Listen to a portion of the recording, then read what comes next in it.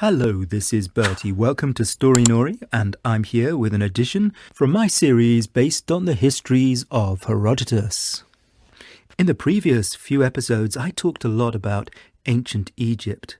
It's a subject that interests me a lot. I'm writing a novel about Lapis the cat set in ancient Egypt, which I hope you'll enjoy when I've finally finished it. But that's fiction, and today we're talking about history. Does that mean it's all true? Well, not necessarily. Perhaps it isn't all true. You should listen to what Herodotus said about the information he gathered and decide for yourself, does it have the ring of truth or not? We're staying with Egypt for one last episode. I'm going to tell you how the ancient kingdom was finally conquered and folded into the Persian Empire. We've already heard about a Persian king called Cyrus, who's still considered to this day to have been a wise and just ruler. After he died, his son Cambyses took over. He had a very different reputation. Herodotus thought he was mad, and that label has stuck. The Egyptian pharaoh Cambyses was friends with the Greeks and also tried to stay on the right side of the Persians. When he heard that their king, Cambyses, had problems with his eyesight, he sent an Egyptian eye doctor to help him out. This doctor really did not want to leave his family behind in Egypt, and so he had a grudge against Cambyses. When he arrived in Persia, he suggested that Cambyses should marry the daughter of Cambyses. Often in the past, ruling families from different countries have married their children to one another in the spirit of peace. The theory runs that it's harder to go to war against your own in-laws. According to Herodotus, Cambyses really did not want to part with his daughter and send her so far away. If she went to live in Persia, he would never see her again, and he wasn't sure that Cambyses would treat her right. So he came up with a trick. There was a beautiful girl in his court who was the daughter of the previous pharaoh, Apries. Cambyses had rebelled against Apries, kicked him off the throne and taken his place. So he sent the daughter of Apries to Cambyses, saying that she was his own. But when she arrived, she told Cambyses the truth, that Cambyses had tricked him. Cambyses flew into a rage and decided to conquer Egypt as a matter of revenge. Cambyses' plans for war faced a great obstacle, the desert. He had to march his army across the hot sands where there was little or no water. He only succeeded because the Arabs of the desert helped him. Herodotus suggests they provided water in long pipes made of animal skins. So the great Persian army that included captives and Greeks and Lydians marched across the sands of what Herodotus names as the district of Syria called Palestine. Today that would include Israel. While the Persians were on the way, Cambyses died and his son took over. His name was Psammetichus. Soon after Psammetichus became pharaoh, an extraordinary weather event took place. It rained in the Egyptian city of Memphis, where rain had never been seen before. Apparently this was a bad omen. An omen is a sign from the gods that something momentous is about to happen. And it did. The Persians conquered Egypt and much of North Africa. It was the year 525 BC. So now the Persian king Cambyses ruled Egypt, and the independence of that ancient and mysterious and beautiful and amazing country came to an end.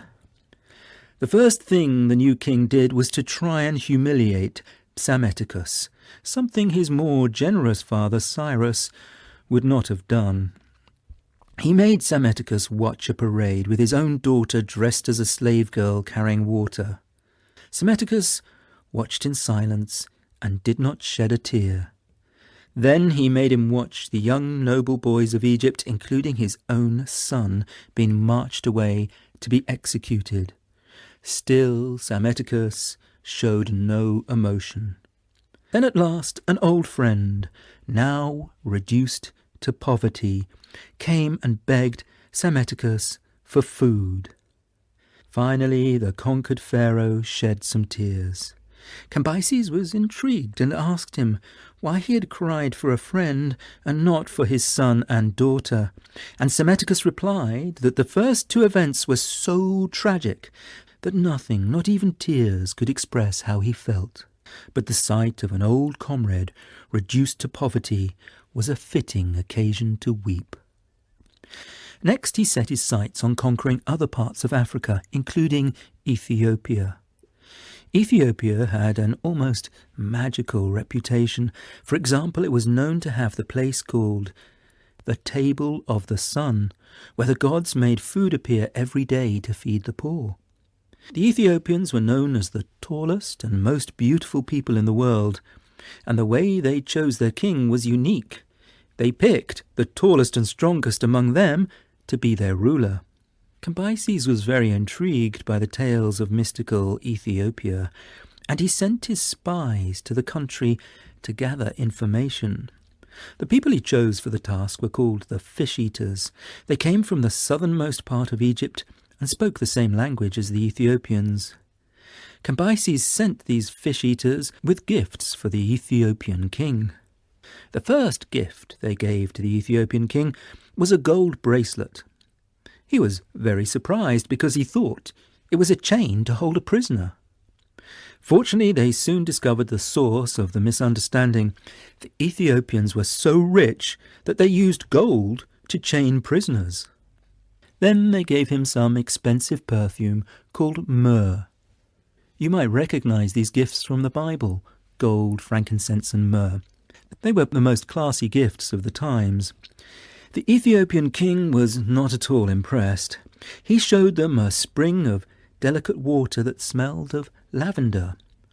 All the Ethiopians washed daily in that spring, and it made them sweet-smelling and shiny-skinned, so why would they need an expensive perfume called myrrh? Next, the fish-eaters gave the Ethiopian king some wine. He tried a sip and said, "Well, at least this stuff is good." The king realized that the gifts were not a sincere sign of friendship. "The Persian king has sent you here as spies," he declared. And then he asked the fish-eaters about the Persians. "How tall are they? How long do they live? What do they eat?" They replied that the Persians ate bread and lived for up to 80 years at the most. "That's pathetic," replied the Ethiopian king. "We eat far better, and we live for 120 years. He sent them back with a huge bow and arrow, saying, "When your Persians can draw this bow and fire an arrow from it, only then should they even think about making war against a people who are far stronger and better than they are." I just might mention that powerful bows that are hard to draw are a feature of several stories, including Odysseus in the Odyssey and the Ramayana, an Indian story. The fish-eaters reported all this to Cambyses, who was quite predictably furious and decided to attack the Ethiopians right away. He took his army and started to march south through the Sahara Desert. He was in such a rush that this time he didn't take any advanced precautions. It was a bad idea. The Persians soon ran out of food and water, and the soldiers began to eat one another. Cambyses gave up and returned to Egypt. When he arrived back in Memphis, the festival of the bull god Apis was taking place. During this time, the Egyptian priests dressed up a bull and led him through the streets, and all the people cheered and clapped and danced and sang and took part in the celebrations. It was a special bull, mostly black, but with a white diamond on its forehead, the mark of an eagle on its back, and the mark of a beetle on its tongue. The Egyptians believed that he was the incarnation of their god Apis himself. Cambyses heard all the wild partying and noise and thought the Egyptians were celebrating his failure.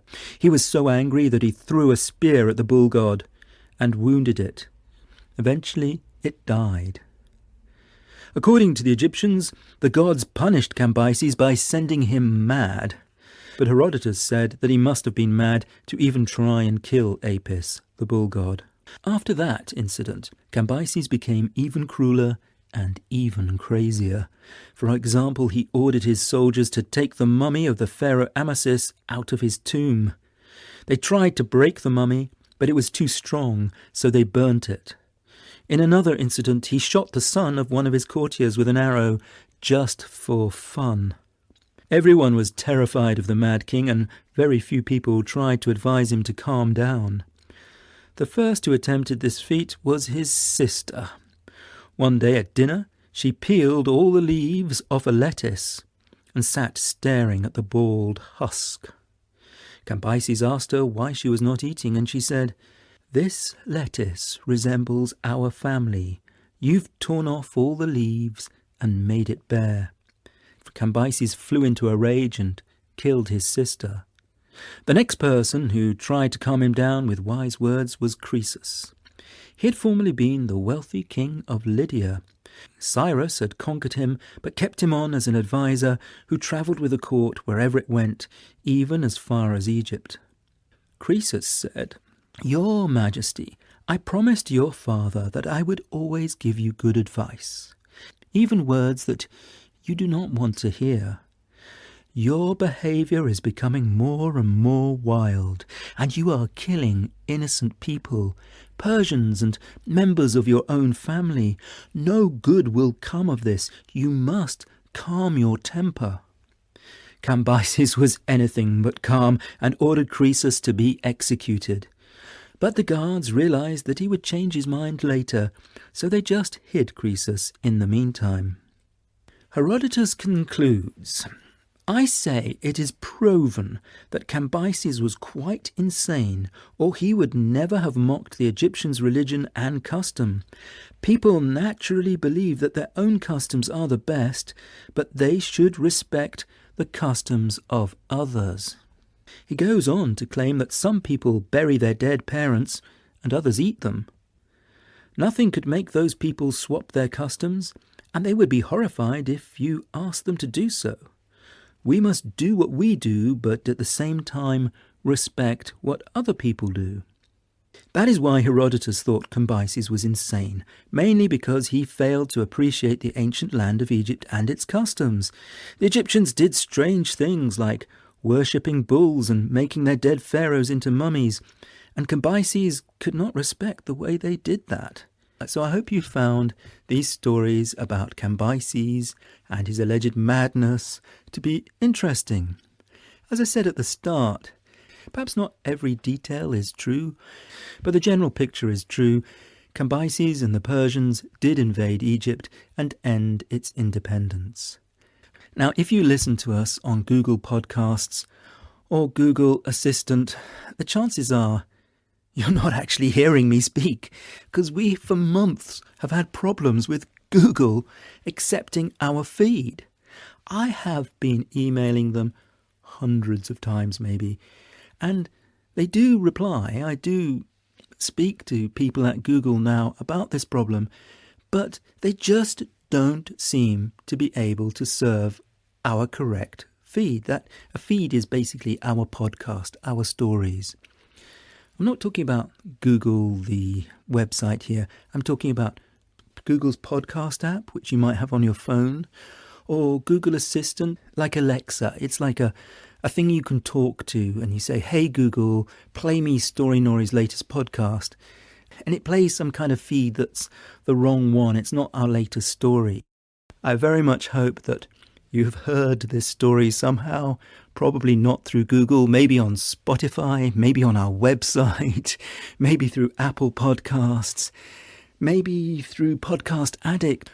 Thank you to all the people who spread the word about Storynori. But for now, no thank you to Google. Google, just get your act together. Bye for now. From me, Bertie, at storynori.com.